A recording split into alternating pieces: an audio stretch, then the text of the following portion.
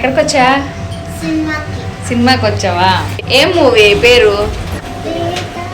Devara.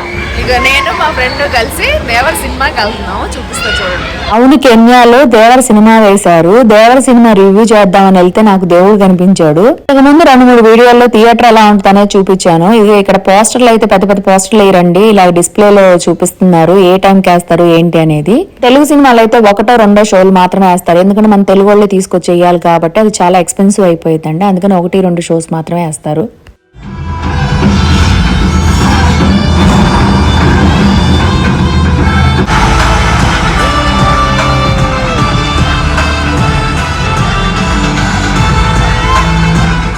Review ఎలా ఉంది?